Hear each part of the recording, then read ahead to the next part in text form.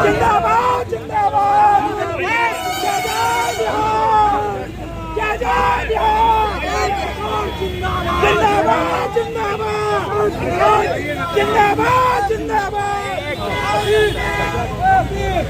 जय बिहार जय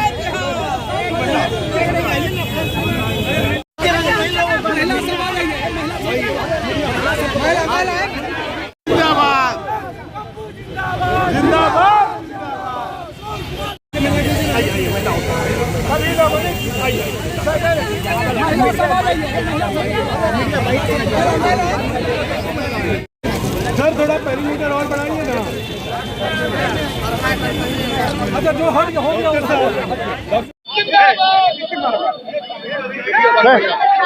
वीडियो बंद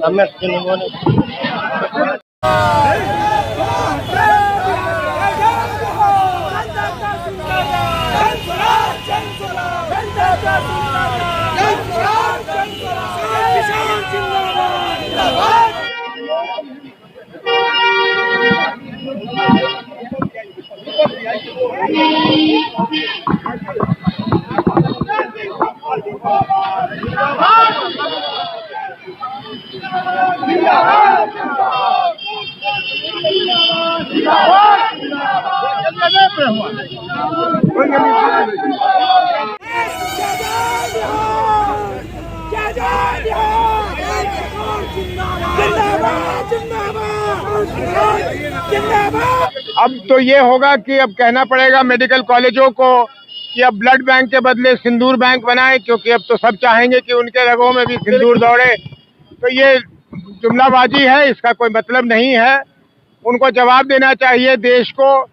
देश की सेना ने जिस बहादुरी से पाकिस्तान के दांत खट्टे किए, ये मोदी जी को श्रेय नहीं जाता, ये देश की सेना को श्रेय जाता है।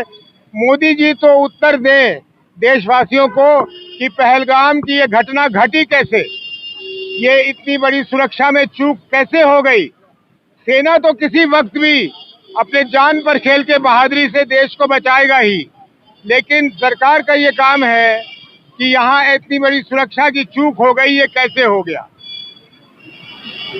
नीतीश कुमार के गांव में प्रशांत किशोर को जाने से रोका गया, किस नजरिए से देख रहे हैं? मैं तो इस नजर से देख रहा हूँ कि नीतीश जी को पता ही नहीं कि क्या हुआ, और जो भ्रष्ट अफसर हैं वो नहीं चाहते थे कि सच्चाई खुले, तो उनको रोका गया। इसमें नीतीश जी की कोई गलती नहीं है। नीतीश जी को अब वो अवस्था नहीं रही कि उनको पता है कि कोई जाना चाह रहा है या नहीं जाना चाह रहा है। इसमें दोष सिर्फ और सिर्फ उन भ्रष्ट पदाधिकारियों का है जो नहीं चाहते थे कि उनका पर्दाफाश हो।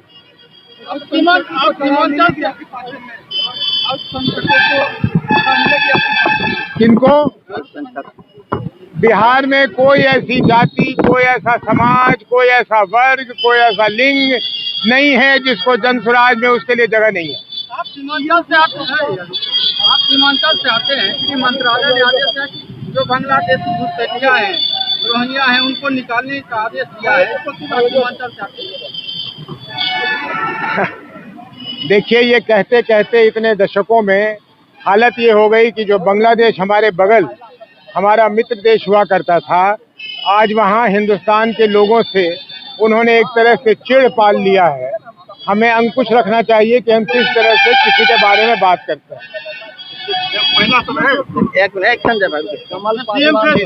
जी कमल बाबू नाम जनता तय करेगी। जनता जब एमएलए बनाएगी और ये नौबत आएगा कि हमें सीएम बनाना है, तो उस समय वो जो चुन के आएंगे वो तय करेंगे, क्योंकि उनकी आवाज़ जनता की आवाज़ होगी।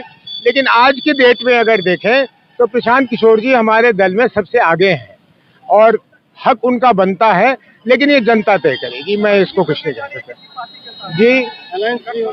नहीं, गठबंधन को मैं ठगबंधन कहता हूँ। हम गठबंधन नहीं करने वाले।